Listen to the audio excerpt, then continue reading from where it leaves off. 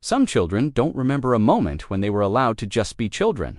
They remember watching faces instead of cartoons, listening for tension in voices instead of laughter in the house, and learning very early that peace inside the home was fragile. Somehow, keeping that peace slowly became their responsibility. Maybe you were one of those children, the ones who learned to stay quiet when the room felt heavy, the ones who knew when an argument was coming before a single word was spoken, the ones who became the mature one long before anyone asked if you were okay. People said you were wise for your age, responsible, understanding, easy to rely on. But what they didn't see was the cost of becoming that person so early.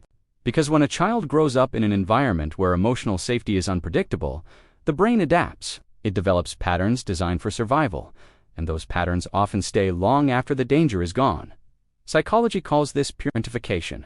It happens when a child takes on emotional roles that belong to the adults around them. Instead of being supported, the child becomes the one providing support. Instead of being protected, they become the one managing everyone else's emotions. When this happens during the years when the brain is still forming its understanding of relationships, identity, and safety, it leaves deep psychological fingerprints, not just wounds, but traits, unusual ones, powerful ones, and sometimes very heavy ones. If you were forced to grow up too fast, here are some of the traits that experience may have carved into your psychology. The first trait is emotional radar. You notice things other people miss: the slight change in someone's tone, the pause before a sentence, the way someone smiles but their eyes don't follow. Your brain learned to read emotional signals with incredible precision. When you were younger, predicting someone's mood wasn't just awareness, it was protection. You learned how to sense anger before it exploded, sadness before it turned into silence, tension before the room changed. Over time, this created a level of empathy that feels almost automatic. You walk into a room and instantly feel the emotional atmosphere. The problem is that your nervous system never fully learned how to turn that radar off. So even when everything is calm, part of you is still scanning, still reading, still preparing. The second trait is extreme self-reliance. People often admire this about you. They say you're strong, independent, someone who can handle anything without falling apart.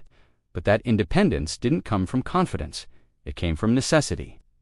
At some point in your childhood, you learned a quiet lesson. If something needs to be handled, you handle it. If something goes wrong, you figure it out.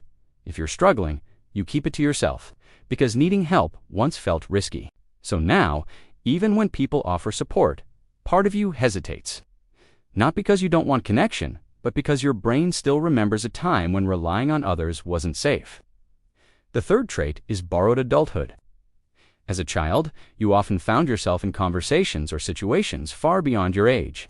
You were the listener, the problem solver, sometimes even the emotional support system for people who should have been protecting you. Because of that, you developed maturity earlier than most. You could understand complex emotions, carry responsibility, and hold everything together when things fell apart. But inside, there was still a child who needed something much simpler. Space to be messy, space to make mistakes, space to exist without feeling responsible for everyone else. Many adults who grew up too fast later realized something strange. They can handle serious life challenges incredibly well, but they struggle with relaxation, playfulness, or rest. Their nervous system learned that being on guard was normal. The fourth trait is difficulty with boundaries. When you were young, your needs were often pushed aside.